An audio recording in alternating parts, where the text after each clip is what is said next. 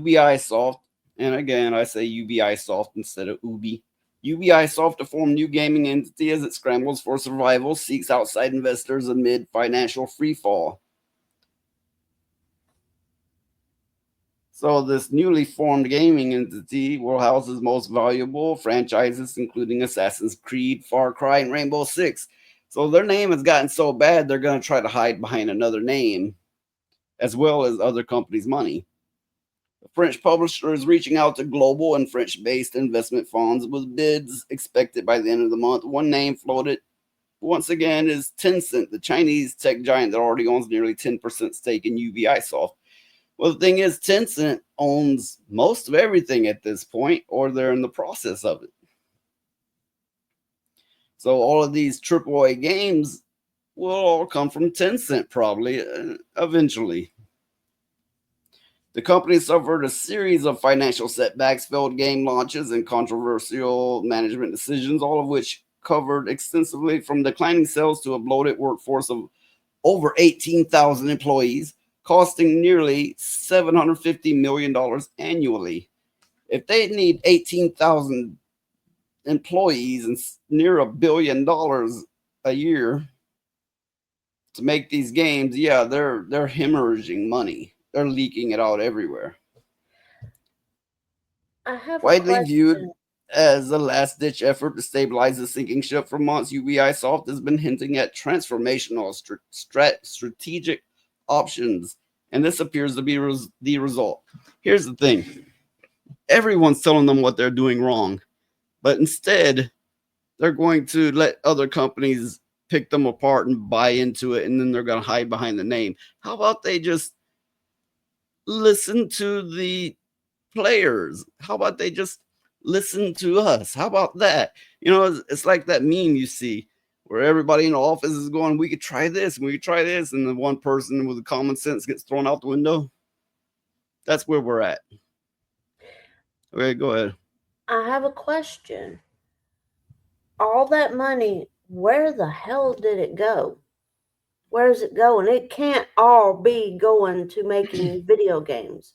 A lot of it literally went into DEI training, stuff like covering all their sex change operations. Literally, they have to buy into their form of insurance that covers all their hormones and sex changes.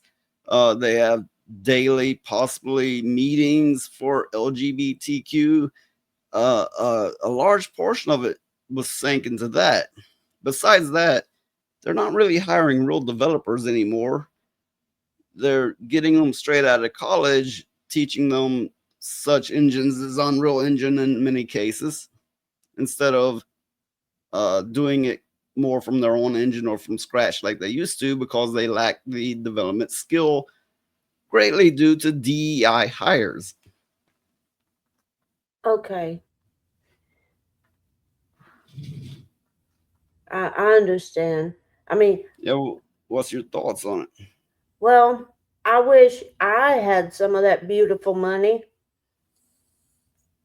because if I had some of that budget Yeah, that they're just make a good hemorrhaging, game. How simple. if Wait, I had, wait. This comment could actually be taken two ways. Kind of going, to make a good game is not simple at all, or they could just make good games. Well,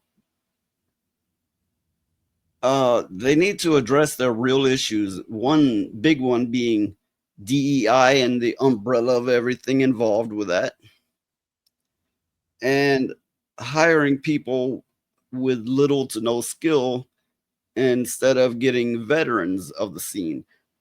Greatly due to these veterans are now old white men.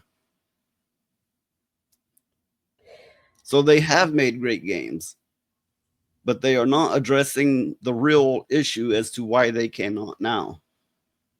yeah. But I mean, if I had that budget, I'm sure that I could come up with some really good games that everybody would like to play, you know? Because in reality, what these fuckers don't realize is nobody cares about their politics. All they want to do is play a game and have fun, you know, and get Uh, away from all the bullshit.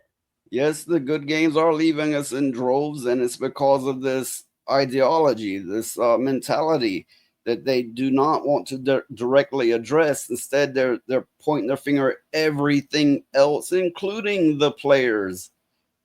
How are you going to blame the players if your product is bad and they're showing you it's bad by not buying into it? I mean, I Games are remember. for escapism, not a platform for your shit ass agenda and politics. Fuck them. Yeah, hell yeah. Fuck them. Hmm. Well, I remember when companies that put out games actually wanted the players to tell them, okay, tell us how we can make this game better for you. And people would tell them, hey, it's good except for this or this or this or this or this. And they would take it to heart and change it and make it better. And it worked out really well because Yeah, without the. I saw those clips of that Star Wars game, Outlaws, and yes, it was extremely buggy. You'll see a game just the generation before it. Say came out, I don't know, 5 years ago, and the old game will be amazing. You can do this, you can do this, and then the new game comes out, and 99% of those features are cut, and they're pushing it as next gen, triple, quadruple A, and it's greatly due to the DEI hires who cannot program. I also blame the tools they're having to use, like Unreal Engine and even Photoshop. Newer developing tools may be easier to use than the old ones, but they're not as good for the final outcome. Well, I mean, I don't know anything much about creating a game, but I do know that I've tried to use GIMP for art, for digital art, and you can do some really good stuff with GIMP. And If you get past the learning curve, yeah, you can. So Lilith says, "Yeah, I don't play games with ugly females. Feel insulted. Um, Game was lame as fuck and buggy. Not worth my time." Yeah, exactly. I have another question. In what world do these developers think that we as women, the women gamers, want to play an ugly female? That makes no damn It sense. says, "I just learned what they make to make characters now. It makes it very hard to make the female look female." And yes, that comes from Unreal Engine, which is created by Epic Games. It's a video. The video she's speaking of is where the default female character is defeminized, and they have to go through a lot of extra trouble to make the default model look feminine. I don't know. I mean, they got to be out of their damn mind to think that even if a man wants to play a female character, what the fuck they want to play an ugly female for?